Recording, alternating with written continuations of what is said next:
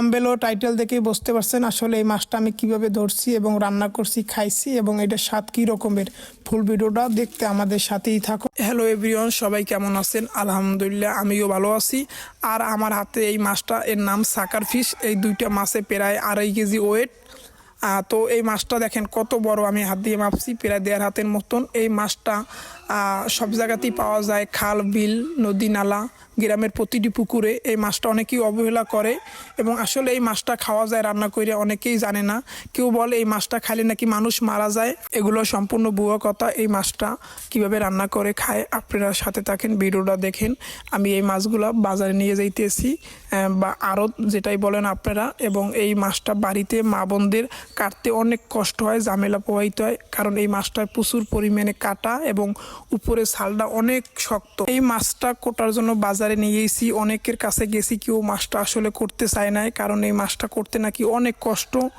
তো অবশেষে এক বাইকে দিলাম, সে কোটা শুরু করছে। মাছ কাটা শেষ এবং আমাকে পলি করে মাছটা দিয়ে দিল এবং এই মাছটা বাসায় নিয়ে যাব। আর এবং মাছের কালারটা একবারে খুব সুন্দর লাগতেছে, লাল টকটকে, বোঝায় গরুর গোস্ত অথবা খাসির গোস্তের মতন। এই যে দেখেন আমার হাতে নিয়ে দেখাইতেছি, পলির ভিতর থেকে অনেক সুন্দর লাগতেছে আমার কাছে। যে যেখানেই থাকেন আমার এই মাছের রান্নাটা দেখেন, আপনারাও চাইলে রান্না করতে পারেন। আমি এখন আপনাদের দেখা পলির ভিতর থেকে মাছগুলো বাটিতে নিচে রাখতে আসি। দেখেন আসলে মাছগুলো খুবই সুন্দর পিস কাটছে এবং মাছ গুলো একবারে লাল টুকটুকে, সুন্দরই লাগতে আছে দেখার মতন মাছ। আসলে কেউ যদি প্রথমবার দেখেন মনে করবেন গরুর গোস্ত অথবা খাসির গোস্ত, এই রকমের মাছের মতন বোঝা যাচ্ছে না। এই দেখেন আমি আপনাদের একটা ধরে দেখাচ্ছি, এই দেখেন একবারে কি সুন্দর লাল একবারে। আর এই মাছটা খাইতে অনেক ভালো লাগে। আপনি যদি একবার খান, নেক্সট টাইম আর একবার খাওয়ার জন্য ট্রাই করবেন আশা করি। এত সুন্দর।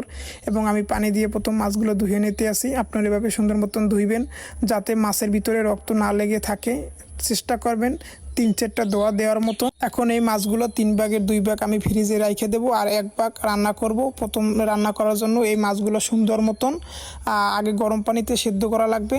আগে গরম পানিতে আমি সেদ্ধ করব। তো দেখেন আমার সাথে থাকেন ভিডিওটা। তো পানি আমি চুলায় দিয়ে দিছি, গ্যাসের চুলায়, এবং পানি গরম হইতে আছে এবং আমি এখান থেকে 6-7 টুকরো মাছ দিছি।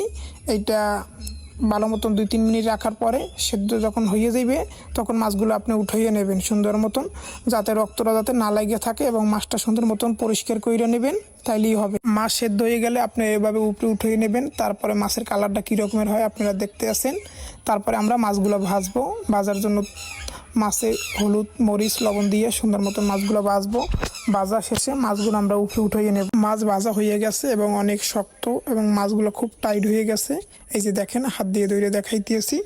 এই মাছটা রান্নার জন্য কাঁচা মরিচ, পেঁয়াজ, রসুন, আদা দিয়ে কিছুক্ষণ নাড়াচাড়া করবেন। তারপরে গরম মশলা যা যা প্রয়োজনীয় গরুর গোস্তে যায় জাস্ট ওই রকমের দেবেন, তাইলেই হবে। তারপর মশলাটা কিছুক্ষণ নাড়াচাড়া করবেন এইভাবে সুন্দর মতন, যাতে মশলার সুন্দর একটা কালার আসে। এই যে দেখেন এইভাবে কালারটা যখন আসবে কিছুক্ষণ নাড়াচাড়া করবেন। তারপর যখন মনে করবেন আপনার উপযুক্ত মাছটা দেওয়ার সময় হয়ে গেছে, তারপরে মাছটা আমরা ফাইনালি এটির ভিতরে দেব। পাতিলের ভিতরে দেওয়ার পরে কিছুক্ষণ নাড়াচাড়া করব, যাতে ওই মশলার সাথে মাছটা অ্যাডজাস্ট হয়, সুন্দর মতন মেলে। কিছুক্ষণ নাড়াচাড়া করার পরে সুন্দর মতন তারপরে কিছুক্ষণ ওয়েট করবেন। ওয়েট করার পরে 1 গ্লাস পানি অথবা জল যেইটাই বলেন এইটা আপনি মাছের ভিতরে দিয়ে দেবেন। তারপরে একটু নাড়াচাড়া করবেন আবার। তারপরে আপনি সরা দিয়া ডাইকা দেবেন, তাইলেই হইবে।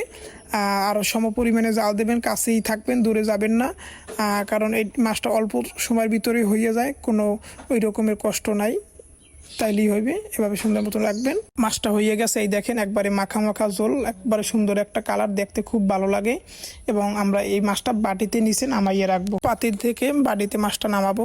এই যে দেখেন কালার এবং ঝোলের কালারটা অনেক গরুর গোশের মতো লাগে, খুবই সুন্দর, এবং খাসি যেটাই বলেন ওইটার মতো নিলে লাগে।